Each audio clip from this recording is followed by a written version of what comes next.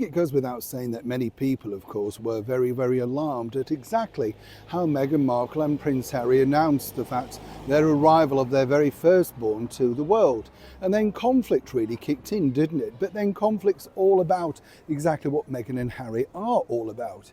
Even when they reiterated exactly how they met, if you remember, in that now famous interview with the BBC, he apparently was, or they were, roasting a chicken.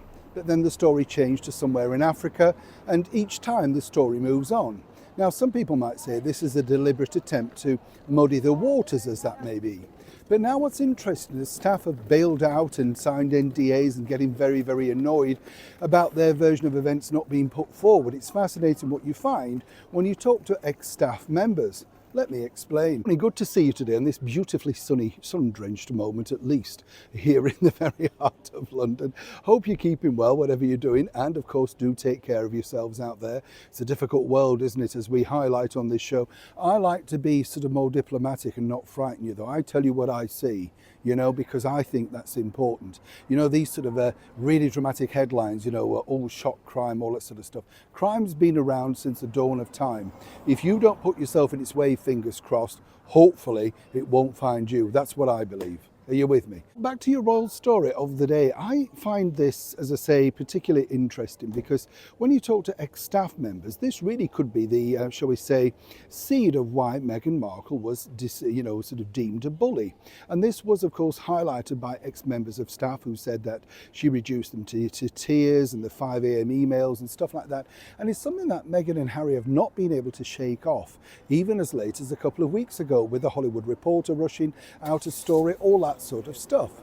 But according to a staff member who worked at Kensington Palace at that time, and as ever, we have to say allegedly, the bottom line was this, that Meghan was really difficult to work with. We know that.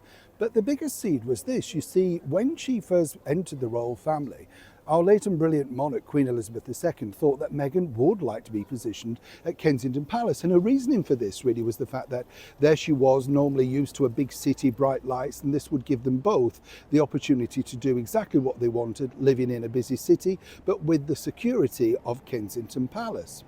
But as the staff member pointed out to me, very quickly things turned very sour. In particular, the imminent birth, arrival, whatever you want to call it, of none other than Prince Archie.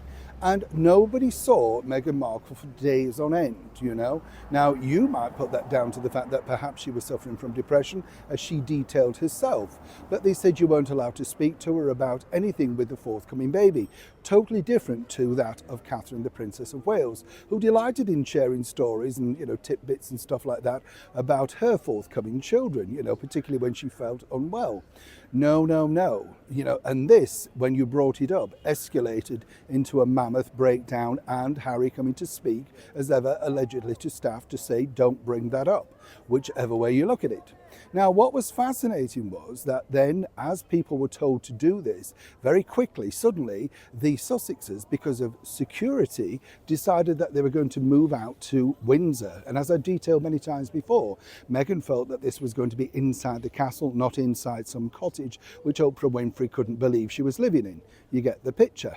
But even when they were out in Windsor, nobody knew exactly anything about the forthcoming birth. Nobody was allowed to ask, and it was as much a shock to the British monarchy about exactly the arrival as it was to the rest of the public. Again, shrouded in mystery, one version of events, another version. Suddenly she's in the hospital, now we're told she's back home. You see how this evolved.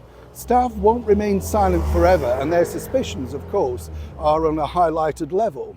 But for some people, even inside the British monarchy, they were always perplexed, indeed very, very concerned as to why nobody was allowed to even mention the forthcoming wonderful, very happy event. The only person they allowed seemingly to get very close was on very public occasions like, of course, Prince Charles. And we saw those on record, and on occasion Queen Elizabeth, but then again at a distance. So what was the reasoning for keeping it such a secret? It's interesting, isn't it? Neil Sean in the very heart of London.